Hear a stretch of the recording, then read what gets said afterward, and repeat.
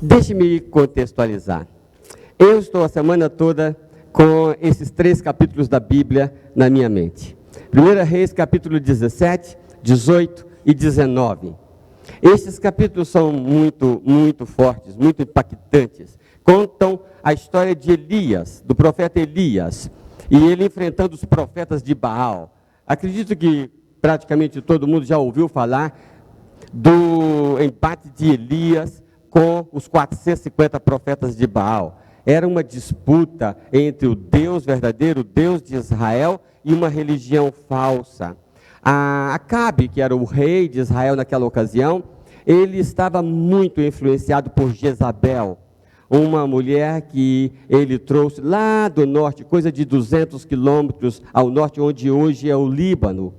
E ele se casou com ela, e ela veio então, contrariando as instruções da palavra do Senhor, que proibia o envolvimento com mulheres estrangeiras, porque o Senhor estava instituindo o monoteísmo em Israel e no mundo. E então ele, ao casar com Jezabel e trazê-la para o seu reino, o seu palácio, ele acabou trazendo aquela religião, aquela idolatria, aquele Deus Baal, e acabou que Acabe se envolveu com aquela religião e foi um desastre. Baal era conhecido como o Deus da fertilidade.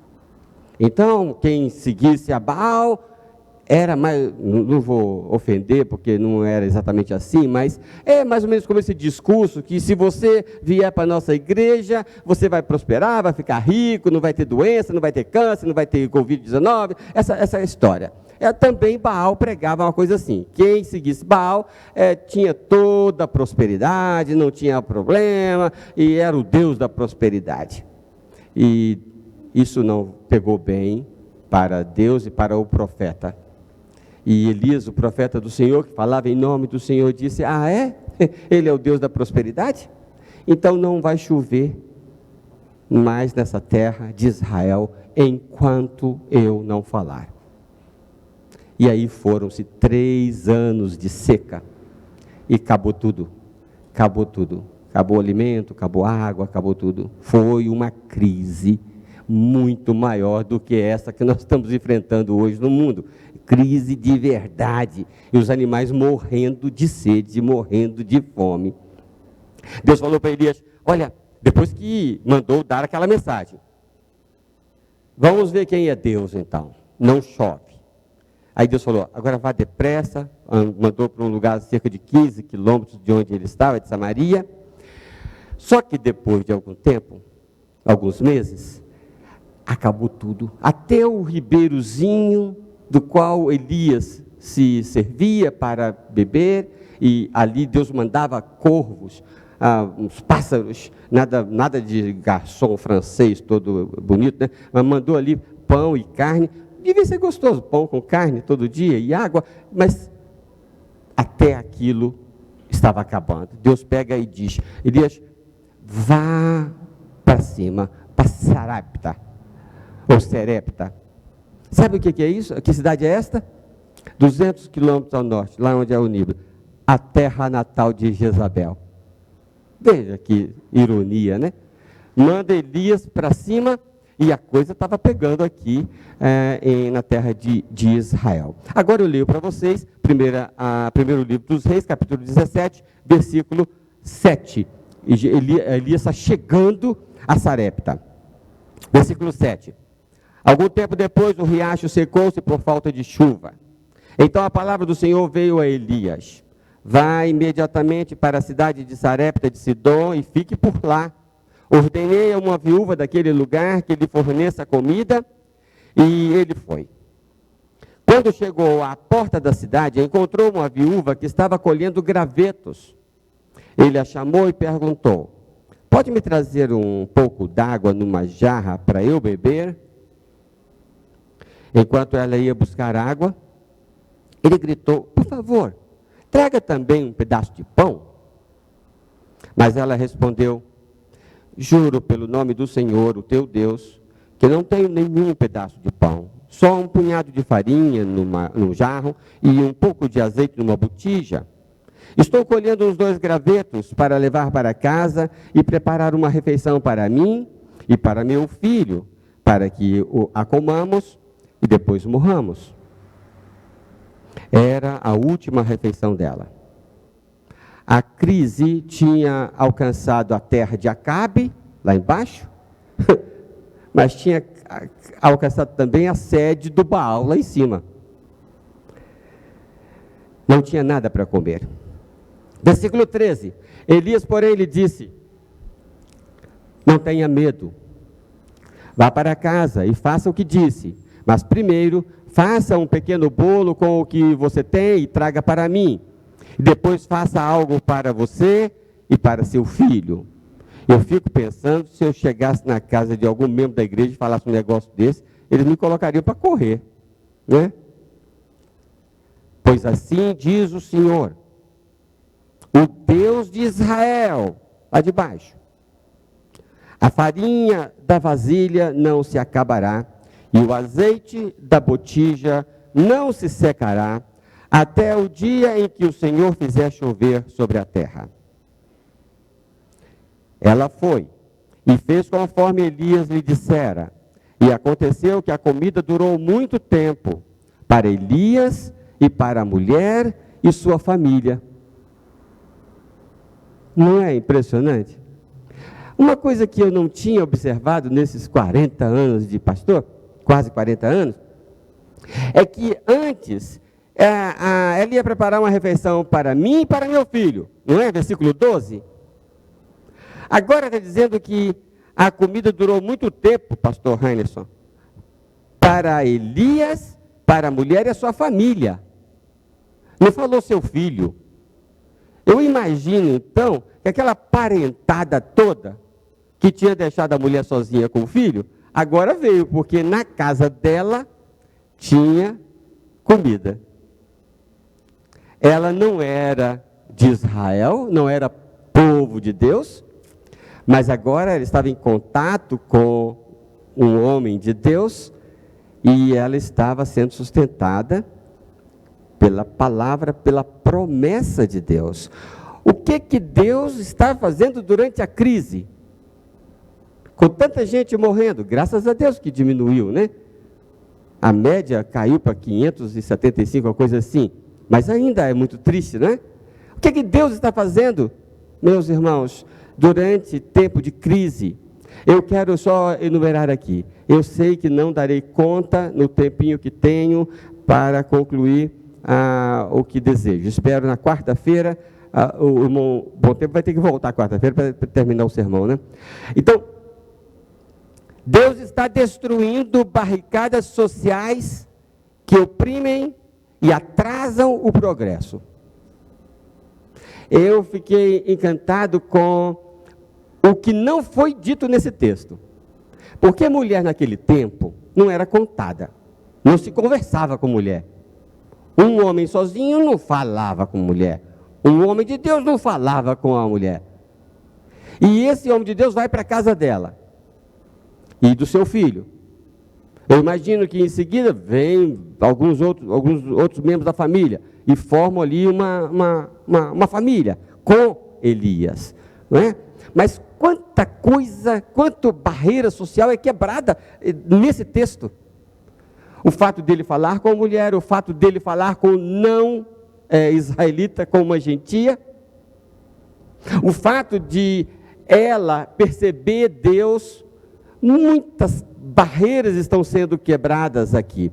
Deus diz no texto: ordenei a uma viúva que lhe dê comida. Quer dizer, Deus estava conversando com ela. Isso era muito estranho para os dogmas da religião daquele tempo. E tem gente que acha que crente não pode conversar com não crente, né? Claro que nós conversamos, porque Deus está conversando com os não crentes, com os que não se declaram assim, povo de Deus, né? Deus está destruindo barreiras, barricadas sociais que oprimem. Não foi só Elias que conversou com uma mulher. Você vai ver Jesus conversando com uma samaritana. Você vai ver o evangelho destruindo, bombardeando essas barreiras, essas separações. Hoje nós vemos as mulheres de igual para igual. E olha lá, se não estão mandando mais ainda do que os homens. Né? Na casa do Edivaldo eu sei que já virou há muito tempo a chave, né? Na minha também. Então, Deus está destruindo as barricadas sociais. Deus está destruindo as torres da religião que engana. É quase uma situação de ironia. Deus da fertilidade, então não chove, não nasce mais nada. Né? Deus destruindo a religião que engana.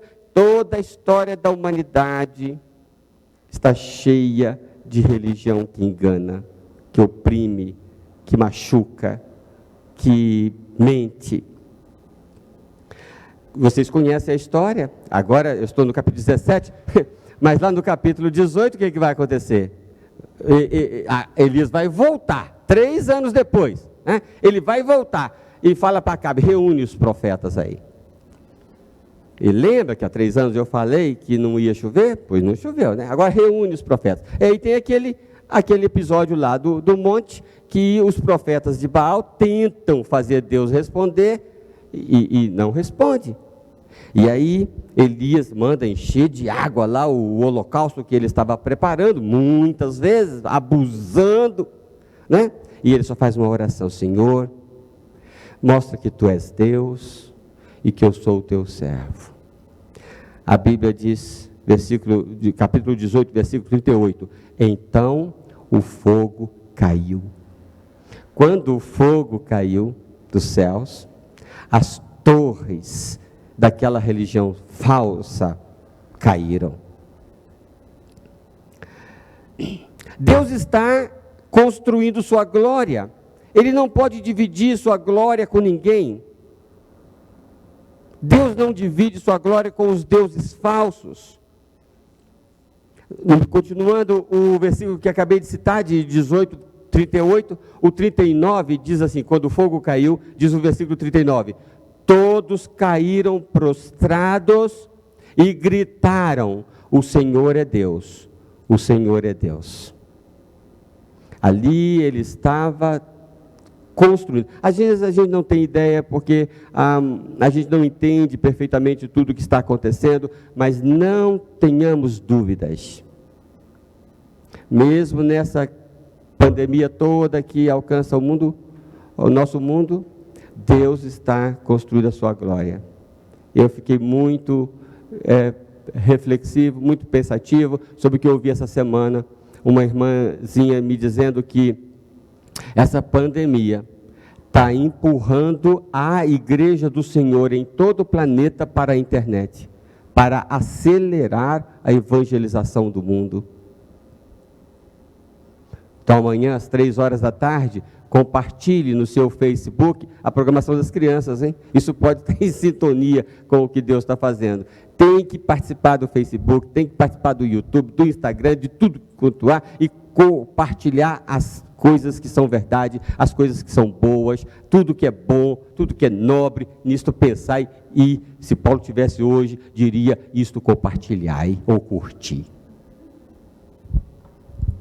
Deus está construindo sua glória. Deus está zelando sobre a sua palavra, que não pode falhar. O desastre da sociedade ocorre paralelamente à perda de autoridade da palavra de Deus nessa mesma sociedade. Elias disse, não vai chover. Não vai chover enquanto eu não disser. Ele falava isso no nome do Senhor. Elias disse, a farinha na vasilha não vai acabar, o azeite não vai secar, até o dia que chover. E assim foi. Um povo que perde a confiança de que a palavra de Deus é infalível. O que a palavra de Deus disse é o que vai acontecer. Então eu preciso restaurar isso na minha vida. E a sociedade, o povo precisa restaurar isso. Imagine uma igreja que não acredita que a palavra de Deus é a verdade. Deus está zelando, o próprio Deus pessoalmente zelando para que a sua palavra se cumpra. Nada vai deixar de cumprir do que está escrito na palavra de Deus. O Senhor está cuidando de pessoas em suas rotinas. atendendo necessidades físicas. É isso que nós lemos aqui. Que o Senhor atende a necessidade de pão, a necessidade básica. Quando, veja que coisa interessante, Elias estava lá embaixo, perto de Samaria, e Deus disse: eu falei a uma viúva que tinha de ter comida, mas ela não tinha comida. O que tinha no pensamento de Deus? Deus estava planejando o cuidado da viúva, que nem era povo de Israel. Deus está planejando o meu cuidado, o meu sustento. Ele vai dizer: olha os passarinhos, eles não têm essas preocupações todas que você tem, mas Deus os sustenta. Deus veste as flores. Então, Deus está cuidando de pessoas. A comida durou muito tempo. Quando Deus pega Elias e leva Elias para Sarepta e constrói uma família que estava sem esperança, agora é uma família feliz, alimentada, cheia de Deus ali naquela casa. Deus ama fazer isso. Deus ama nos cuidar de nós. Deus está construindo comunidades devocionais. Nós não lemos aqui, mas você pode ler em casa. Primeiro livro dos Reis, capítulo 17, 18 e 19. Não é tão grande, você lê rapidinho. Diz que mais tarde, algum tempo depois, o filho desta viúva ficou doente. E foi ficando doente, e foi piorando e morreu. E aí nós temos o primeiro episódio no Velho Testamento, na Bíblia, de uma pessoa sendo ressuscitada. E Elias então clama a Deus, e Deus ressuscita o filho desta viúva. Ora, quando o Elias sai voltando da rua, alguma coisa assim, chega e diz: olha, ele morreu. Elias ficou transtornado. Por quê? Elias se envolveu com aquilo. Por quê? Uma família estranha. Agora não era mais estranha, era a casa dele, era o irmãozinho dele, era o afilhado dele, era gente dele, agora era parte dele. Então, isso é muito lindo, que Deus esteja construindo comunidades devocionais, pegando gente que está isolada, que está sozinha, que está sem esperança, e construindo família devocional. Veja o que a gente aprende aqui. Bom, primeiro nós aprendemos que movimentos de Deus podem trazer crises. Nós somos muito pequeninos e muito ignorantes a respeito do que está acontecendo. É muito interessante, especialmente no mês de março, quando a gente via alguns gurus falando da pandemia. Que vai ser assim, que vai ser assim, que vai ser assim. Do outro lado, que vai ser assim, que vai ser assim, que vai ser assim. Né? Doutores, né? Gente que sabia de tudo. Já naquele tempo, já sabiam de tudo. A gente não sabe de nada nem hoje. A gente não tem ideia do que está acontecendo. A gente não sabe o que está acontecendo nas regiões celestiais. Por isso que eu fiquei impressionado com a palavra dessa irmãzinha, ela fazendo uma leitura dessa pandemia do mundo. Eu sei que, porque Deus faz movimentos, crises surgem. Talvez por isso ele vai dizer que vai trazer espada, né? Porque onde Jesus entra, tem confusão, tem problemas. Eu não me esqueço de uma irmã que aceitou Jesus, eu era no meu primeiro ministério, e ela, uma família grande, uma família bonita, e ela então começou a frequentar a igreja, entregou a sua vida para Jesus, e aí ela vira para mim, poucas semanas depois, ela diz: pastor, aconteceu uma tragédia na minha vida. Eu falei: o que houve, irmã? A amante do meu marido me ligou.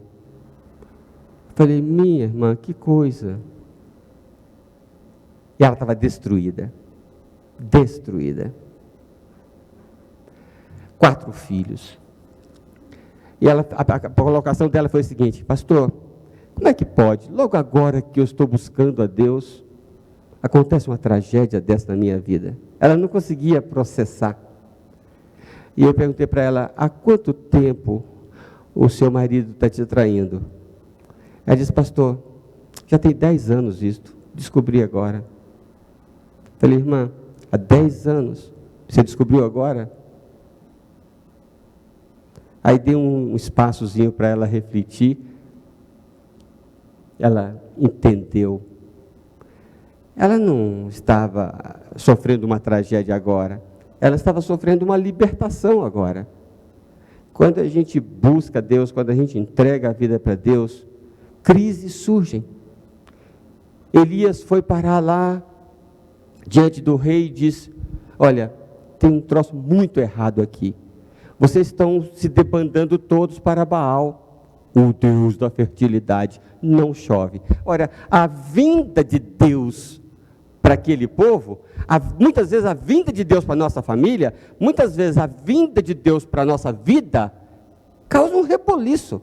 Coloca a nossa vida, a nossa família, a nossa cidade, o nosso mundo em crise. Por quê? Porque precisa colocar as coisas no lugar. Vai conversar com o cirurgião que tenta colocar o seu braço que deslocou, como é que ele faz? Vai mexer, quando vai mexer, causa uma confusão. Para melhorar, para consertar, muitas vezes temos que enfrentar crises. Movimentos de Deus podem trazer crises à nossa rotina. E depois da crise, mesmo na vitória, temos que ser tratados. O capítulo 19 vai nos ensinar isto. Elias conseguiu uma enorme vitória. E depois estava lá Elias querendo acabar com a vida, porque ele estava um bagaço destruído emocionalmente. Entenda que eu tenho que parar aqui, né? Meu tempo acabou. O Júnior vai cortar o meu sinal lá no canal 10 de televisão, né? E então, convido vocês para quarta-feira continuar a nossa reflexão. Mas deixe-me dizer pelo menos o seguinte: sejamos agradecidos pela providência diária de Deus na nossa vida. Algo que salta desse texto é o sustento que Deus provém. Elias foi sustentado por corvos. Depois ele foi sustentado, isso no capítulo 17. Depois ele foi sustentado por uma viúva estrangeira. Depois ele foi sustentado, capítulo 19, por um anjo. Não é tremendo isto? Que aquele que anda no caminho da obediência é sustentado por Deus, e que a gente pode confiar nisto. Que a palavra que Elias disse para aquela viúva: olha, não tenha medo. Aliás, essa frase era uma das preferidas do Senhor Jesus. Senhor Jesus que lembra muito o próprio Elias, né? Ou Elias lembra muito o Senhor Jesus, né? Do milagre invadindo a terra, né? Da bondade de Deus, da justiça de Deus, da palavra de Deus enchendo a terra. Então, ele disse: não tenha medo, o azeite não vai faltar, a farinha não vai faltar. Então eu posso sair para mais uma semana na minha vida, confiante que o Senhor vai me sustentar. E vai me sustentar com tudo o que eu de fato necessito. Não vai faltar, porque eu confio na palavra do Senhor. Eu fico impressionado com a grandeza, o amor, a compaixão, a misericórdia de Deus demonstrado neste texto. A gente pensa que esse texto é para falar de Elias, ou para falar de Acabe, ou para falar de Baal, ou para falar da viúva, ou para falar de Obadias, do capítulo 18, que eu nem mencionei aqui, que vale uma conversa longa sobre Obadias. Obadias sustentou 100 profetas do Senhor, porque a tal Jezabel estava matando todos os profetas do Senhor. Ela colocou no coração eliminar todo sinal de Deus. Você já viu alguma coisa parecida em alguns momentos da história? Ela queria eliminar tudo que lembrasse Deus de Israel, para que Baal reinasse sozinho. Muito bem. O Senhor sustentou aquela centena de profetas que Obadias guardou em 2 cavernas. Isso será conversa para outro momento. Mas nada faltou. O azeite não faltou, a farinha não faltou, o pão com carne não faltou. O Senhor sustentou o seu servo todo o tempo. E eu posso confiar que Ele vai me sustentar também. E que eu posso partir para esta semana nessa confiança. Meus irmãos, Deus é muito bom. Em março deste ano, eu preguei neste púlpito um sermão e não sabíamos que nós iríamos atravessar essa crise. E o sermão que eu preguei em março deste ano teve como título: O Deus que cuida do meu amanhã. E Ele cuidou do meu amanhã nesses meses. Eu até brinquei com a irmã ali, que eu falei que eu não estou com 60 anos, eu estou com 59, porque este não conta, né? Mas Deus cuidou do meu amanhã, e não cuidou do seu, e não vai cuidar do nosso amanhã, porque o nosso Deus é o Deus que cuida. Mesmo quando Ele está fazendo uma operação de guerra para destruir um Deus falso, ou uma religião que engana, Ele não se esquece de cuidar dos seus pequeninos. Então eu convido você a se jogar nesses braços e a confiar. A gente continua na quarta-feira. Ó Deus querido Senhor, obrigado pelo teu grande amor, obrigado pela tua compaixão, obrigado pelo teu cuidado. O Senhor cuida dos passarinhos e cuida de mim. O Senhor cuida da minha família. O Senhor me sustém com tudo de que necessito. Ó Deus, como é verdade na nossa vida que a farinha não falta, que o azeite não seca, porque o Senhor tem cuidado de nós. E o Senhor faz isso com prazer, porque o Senhor é assim. Ó Deus, nós te louvamos de todo o nosso coração. Aceita o nosso culto, aceita a nossa gratidão, Senhor. Dá-nos uma semana de paz. Abençoa nossos irmãos que estão em casa acompanhando o culto também. Abençoa nossos amigos que estão também acompanhando pela televisão. Ó Deus, nós te louvamos. No nome santo de Jesus. Amém. Alguma palavra, pastor?